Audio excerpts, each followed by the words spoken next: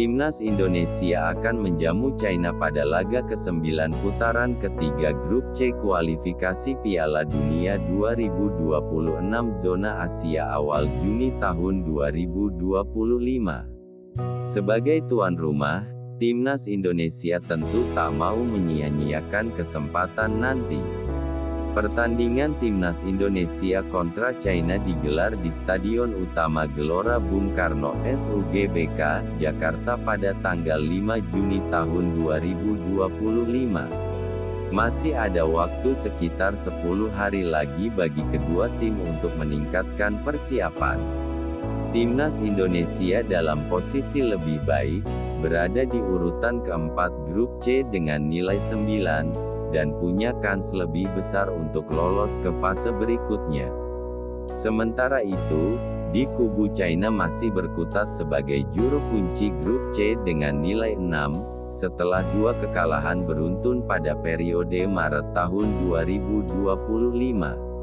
Ada sejumlah kabar baik yang bisa dimanfaatkan Timnas Indonesia demi menjemput poin penuh atas China. Peluang Timnas Indonesia menuju pintu gerbang Piala Dunia 2026 masih terbuka. Hasil apik pada pertandingan terakhir dengan menumbangkan Bahrain 1-0 di Jakarta, membuat kepercayaan diri pasukan Patrick Kluivert tersebut meningkat. Artinya tren positif di hadapan pendukung sendiri masih bisa terjaga saat menjamu China nanti. Musim kompetisi di level klub juga sudah usai, banyak pemain Timnas Indonesia yang meraih kesuksesan masing-masing.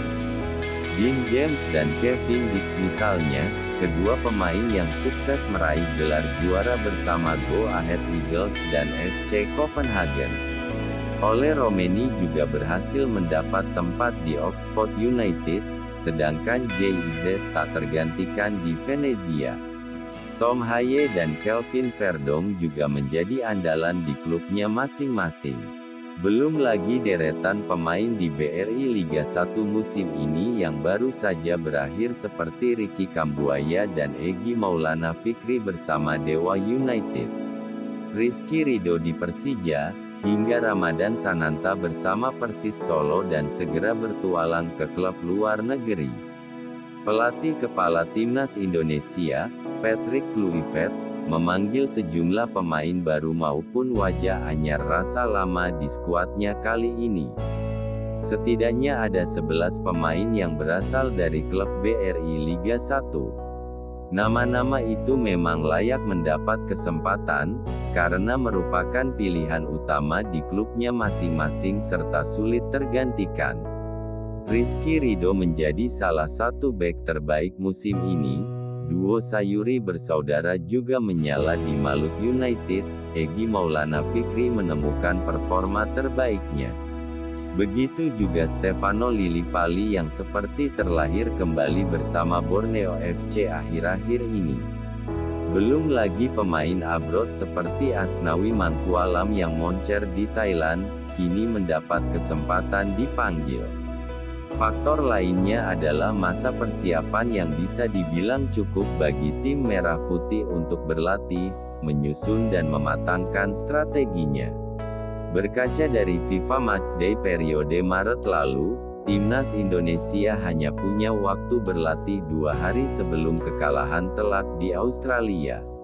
Kali ini berbeda, Timnas Indonesia memulai pemusatan latihan sejak tanggal 26 Mei tahun 2025, dan pertandingan dimainkan pada tanggal 5 Juni tahun 2025. Artinya ada waktu efektif 1 pekan bagi Ole Romeni DKK untuk berlatih keras selama TC di Bali, hingga mendekati sepak bola di Jakarta nanti. Waktu persiapan yang lebih dari cukup ini, setidaknya dapat membuat kebugaran pemain terjaga. Mulai dari recovery setelah kedatangan dari Eropa, hingga untuk memaksimalkan sesi dan porsi latihan. Di sisi lain, seluruh pemain Timnas Indonesia bisa melakukan evaluasi dengan maksimal ketika melawan China. Seperti berkaca pada pertemuan pertama, Oktober tahun lalu, skuad Garuda kalah 1-2 meski lebih mendominasi permainan.